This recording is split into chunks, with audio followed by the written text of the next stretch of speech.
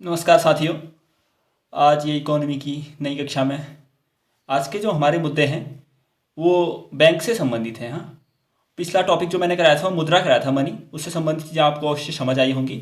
आज जो हमारा टॉपिक है वो जो फाइनेंशियल इंटरमीडियरीज होते हैं ना, जैसे वित्तीय मध्यस्थ कहते हैं, बैंकों को कहा जाता है। यानी जो हमारे और जो जिसको मतलब एक ऋण लेने वाले और जो हमारे पास अतिरिक्त पैसा है जमा करने वाले, उन दोनों के बीच मध्यस्थ का काम करता है। हम लोग जमा करते हैं तो बैंक फिर वो पैसा जो ऋण लेते हैं उनको देता है, दोनों से वो वहां से ब्याज कमाता है तो हमें ब्याज देता है। ठीक है, तो आइए वही समझते हैं। सबसे पहले देखते हैं आज क्या क्या करेंगे।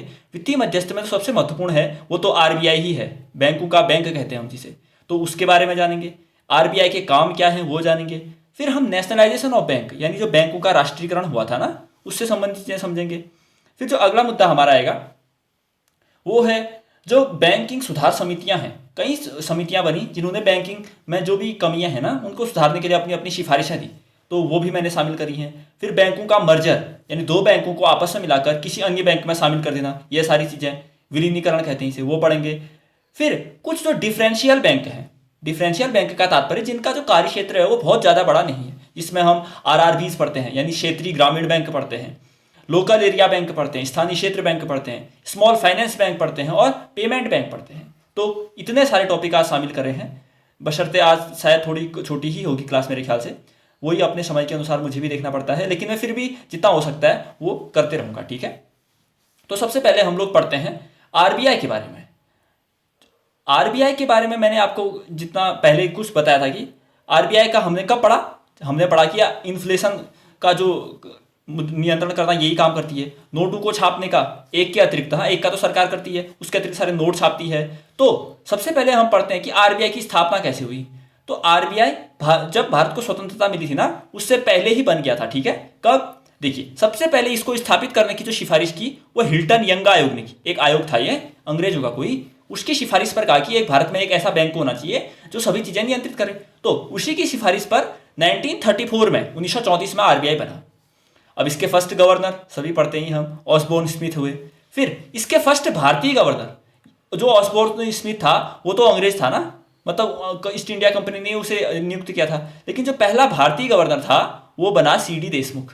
सीडी देशमुख बने। ठीक है, ये हुआ। फिर देखिए जब 1934 में आरबीआई बना ना, तो जो उसकी मालिकी थी ना तो वो प्राइवेट लोगों के हाथ में, जो निजी लोग थे वही उस बैंक को चलाते थे। लेकिन जब भारत को स्वतंत्रता मिली तो अब इतना बड़ा बैंक प्राइवेट हाथों में चले तो वो अच्छी तरह से रेगुलेट हो नहीं पाता है। तो क्या किया हमने, 1934 में एक आरबीआई ओनरशिप ट्रांसफर एक्ट लाए, यानी आरबीआई की जो मालिकी है उसको हस्तांतरित करने के लिए एक एक्ट लाए। इससे जो आरबीआई के सारे अधिकार निजी लोगों के पास ना वो सरकार को प्राप्त हो गए। इसे ही नेशनलाइजेशन कहते हैं। यानी आरबीआई का जो नेशनलाइजेशन हुआ वो कब हुआ, वो हुआ हमारा 1948 में। ये सन भी आपको याद रखना है, आ गया होगा समझ में।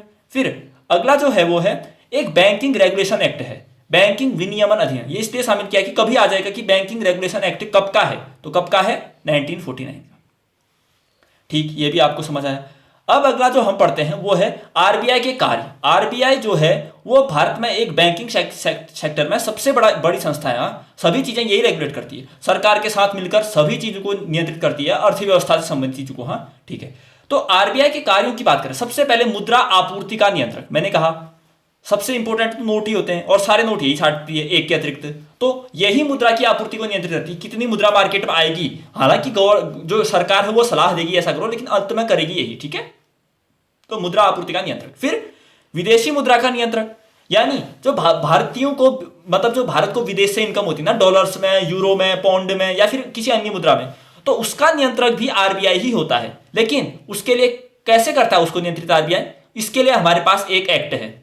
एक्ट ध्यान से रखिए, याद रखिए, वो एक्ट है FEMA act, foreign exchange management act. मैंने इसका फुल फॉर्म नहीं लिखा है, आप समझ रहे हैं तो लिखिए, फॉरेन एक्सचेंज मैनेजमेंट एक्ट। कब का है, 1999। इसका भी सन पूछेगा केवल। तो विदेशी मुद्रा को भी आरबीआई ही नियंत्रित करता है। फिर हम कहते हैं आरबीआई बैंकों का बैंक है, बैंकर्स बैंक। क्यों कहते होंगे, फिर थोड़ा लॉजिक लगाइए। मैंने कल बताया कि आरबीआई रेपो रेट पढ़ा ना हमने कल, आरबीआई रेपो रेट में जो उसके ग्राहक हैं उनको ऋण देता है। अब उसके ग्राहक हैं कौन, हमें बैंक ऋण की जरूरत होती है, हम किसके पास जाते हैं, बैंकों के पास। बैंकों को ऋण की जरूरत पड़ गई तो वो किसके पास जाएंगे, आरबीआई के पास। इसीलिए हम इसे बैंकों का बैंक कहते हैं। बैंकों का भी बैंक है, यानी बैंकों को ऋण की जरूरत पड़ी तो वो आरबीआई के पास जाएंगे, तो वो बैंकों के बैंक हुआ नहीं, आरबीआई हुआ, ठीक है।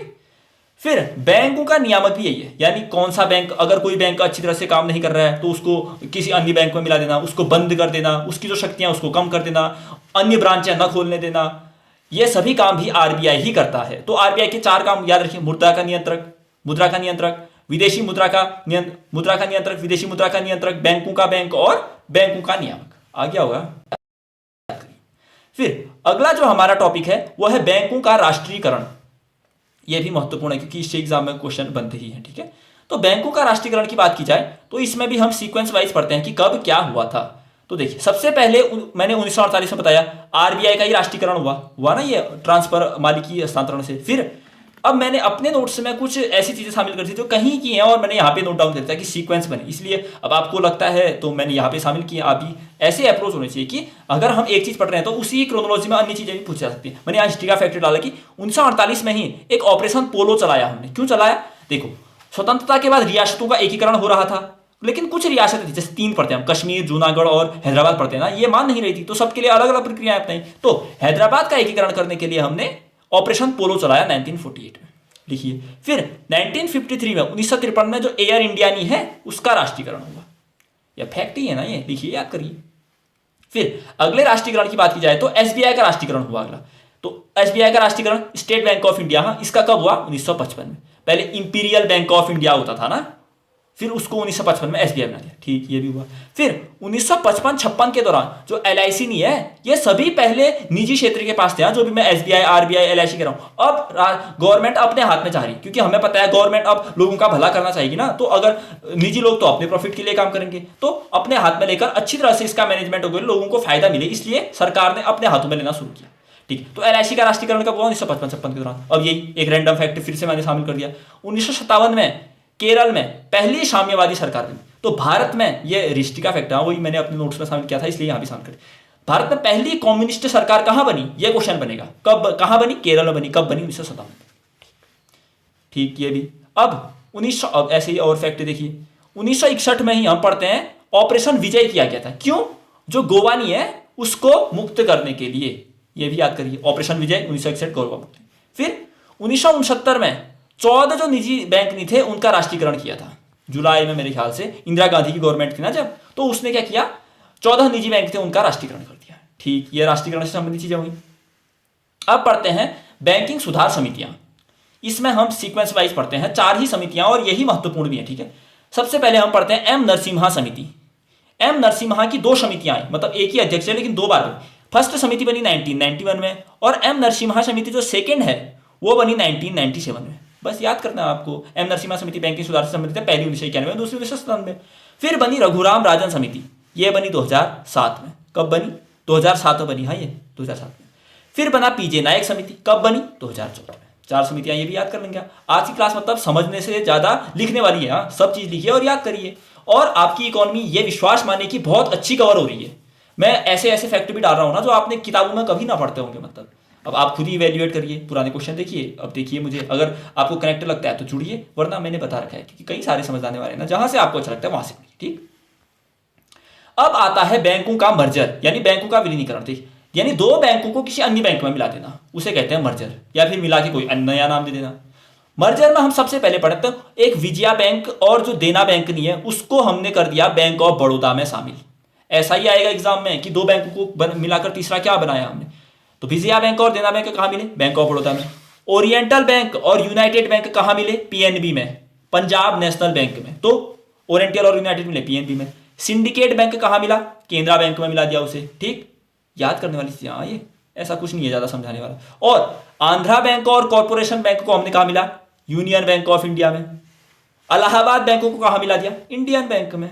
अब ये तो याद ही करने वाली चीजें हैं यार, अब मैं इसमें और क्या ही कर सकता हूं, लिख रखे हैं मैंने, आपको बता रहा हूं, ठीक।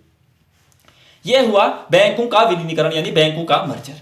अब जो हमारा आज का लास्ट टॉपिक है वो है डिफरेंशियल बैंक, यानी ऐसे बैंक जो किसी निश्चित पर्पज से बनाए गए हैं, स्पेसिफिक उद्देश्य है उनका, उसी मकसद से बनाए। मैंने इनकी भी फंक्शन तो डाले नहीं है क्योंकि अलग अलग बैंक के इतने फंक्शन पढ़ोगे बहुत हैवी हो जाएगा आपके लिए। जो महत्वपूर्ण फैक्ट हैं कि कब बने और क्या क्या इनसे, अगर 1-2 बातें हैं तो वो मैंने शामिल करी है। तो सबसे पहले हम पढ़ते हैं आरआरबीज। आपने पढ़ा होगा कभी ना कभी आप आरआरबी के बारे में। इसका फुल फॉर्म होता है क्षेत्रीय ग्रामीण बैंक। क्षेत्रीय ग्रामीण बैंक कैसे बने ये? एक आरआरबी एक्ट आया 1976 में, उसके थ्रू ये बने। ठीक है, आरआरबी एक्ट के थ्रू बने, ये 1976 में आया था वो एक्ट।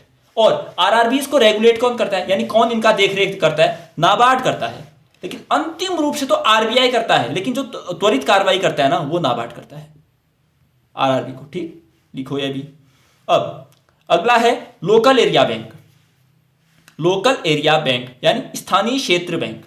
स्थापना कब? 1996 में, जब मनमोहन सिंह जी वित्त मंत्री हुआ करते थे ना 1996 में, फाइनेंस मिनिस्टर, तो उन्होंने बजट पेश किया था जो 1996 में, उसमें 1996 में एक लोकल एरिया बैंक बनाने की बात करी गई। तो 1996 में, बस याद करिए। फिर हम दो बैंक और पढ़ते हैं, बस मैंने इनके केवल सनी सन लिख रखे हैं। स्मॉल फाइनेंस बैंक, सूक्ष्म वित्त बैंक, ये कब बना? 2015 में। यही पूछेगा कब बना। पेमेंट बैंक, जो चीज़ समझाने वाली है मैं समझा रहा हूँ, जो चीज़ ज़्यादा, जिस पे ज़्यादा समय देना चाहिए उस पे ज़्यादा समय भी दे रहा हूँ, और जो केवल याद करने वाली चीज़ें उसमें अपना आपका समय मेरा समय दोनों बहुत कीमती है। तो बाकी फालतू बकवास कुछ नहीं करूँगा मैं, जो याद करना है याद करिए, नोट डाउन करिए, याद करिए बस। तो ऐसे ही अब कब खत्म होगी ये तो मुझे भी नहीं पता, लेकिन छोटे छोटे अगर आप ऐसे बनाते जाओगे तो इकोनॉमी मतलब अच्छे खासे आप अच्छा तैयार कर पाओगे। मतलब अब देखो तुरंत तो मैं करा नहीं पाऊंगा, 3-4 महीने मुझे अपना भी देखना होता है और साथ में समय की भी किल्लत रहती है सबके साथ, तो इसी अनुसार हम चलेंगे। तो आज के लिए इतना ही करते हैं, नोट डाउन करिए, याद करिए। अगली क्लास तक ये पुराना जो भी बैकलॉग है वो सारा कवर करिए। अगर कुछ नया ढूंढना है तो सबसे पहले प्लेलिस्ट में जाइए, क्योंकि मैंने अधिकांश चीज़ें करा रखी हैं। कोई कह रहा है कि अगला कराओ, वो पहले करा दिया है मैंने। ठीक है, तो ठीक है, मिलते हैं अगली क्लास में, तब तक के लिए धन्यवाद, नमस्कार।